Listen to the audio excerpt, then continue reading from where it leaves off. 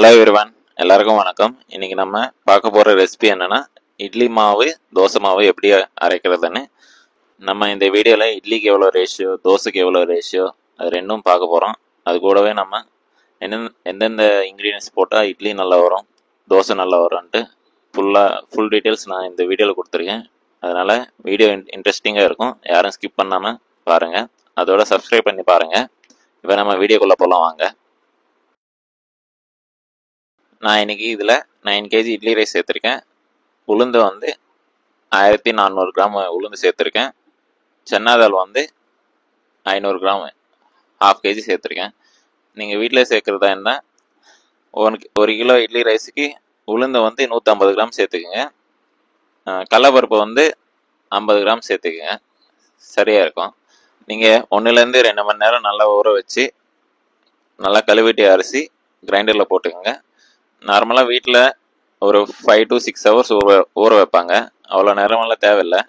நம்ம ஒரு 1லேருந்து 2 மணி நேரம் போதும், சரியாக இருக்கும்.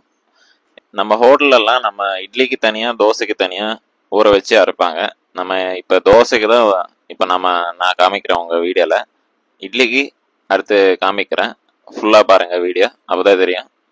இப்போ பார்த்தீங்கன்னா நல்லா மாவு அரைஞ்சிச்சு. ஃபுல்லாக நைஸாக விடணும் மாவு, அப்போ தான் தோசை நல்லா வரும். நான் மறுபடியும் சொல்கிறேன், மாவு எந்த அளவுக்கு நைஸாக இருந்தால் அந்த அளவுக்கு தோசை நல்லா வரும். தோசை நல்லா பெரிய தோசை போடுறதா இருந்தால் கிளியாமல் நல்லா, அப்போ தான் தோசை நல்லா வரும். இல்லைன்னா அரிசி மாட்டிக்கிட்டு தோசை கிழிஞ்சிட்டே இருக்கும். நீங்கள் ஹோட்டலில் போடுறதா இருந்தால், வீட்டில் போடுறதா இருந்தால் சின்னதாக போட்டாலும் ஒன்றும் பிரச்சனை இருக்காது. நம்ம ஹோட்டலெல்லாம் 2 ட்ரிக்ஸ் யூஸ் பண்ணுவாங்க தோசை கிறிஸ்பியாகவும் சாஃப்டாக வர்றதுக்கு. அது என்னென்னா, ரைஸ் ஃப்ளவரும் மைதா யூஸ் பண்ணுவாங்க. ரைஸ் ஃப்ளவர் எதுக்குன்னா கிறிஸ்பியாக வர்றதுக்கு, மைதா எதுக்குன்னா சாஃப்டாக வர்றதுக்கு. அது 2 யூஸ் பண்ணால் தான் நல்லா தோசை நல்லா வரும், ப்ளஸ் கலரும் நல்லா வரும்.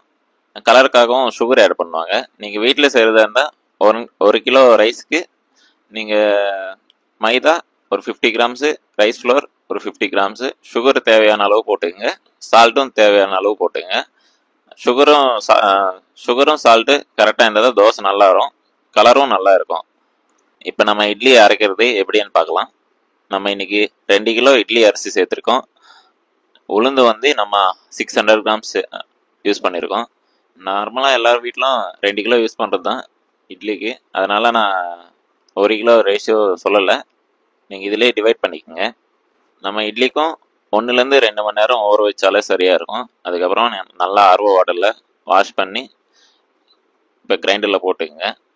நம்ம ஆர்வ வாட்டரில் எதுக்குன்னு வாஷ் பண்ணுறதுன்னா நல்லா கலர் வரும், அதனால் நம்ம ஆர்வ வாட்டரில் வாஷ் பண்ணிக்கோங்க.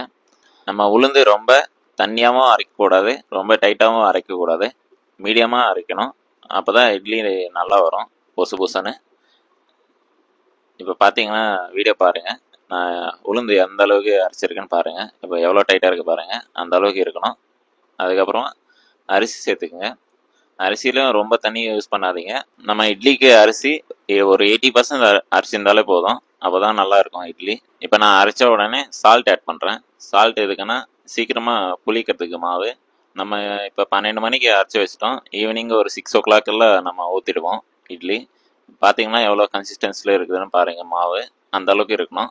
அப்போ தான் இட்லி நல்லா சாஃப்டாக பொசு பொசுன்னு வரும். ரொம்ப தண்ணியாகவும் இருக்கக்கூடாது, ரொம்ப டைட்டாகவும் இருக்கக்கூடாது. நீங்கள் அரைச்ச உடனே சால்ட் ஆட் பண்ணதுக்கப்புறமா நல்லா மிக்ஸ் பண்ணிக்கோங்க. இட்லி ரைஸும் ப்ளஸ் உளுந்தும் நல்லா ரெண்டும் மிங்கிள் ஆகிற வரைக்கும் நல்லா மிக்ஸ் பண்ணணும்.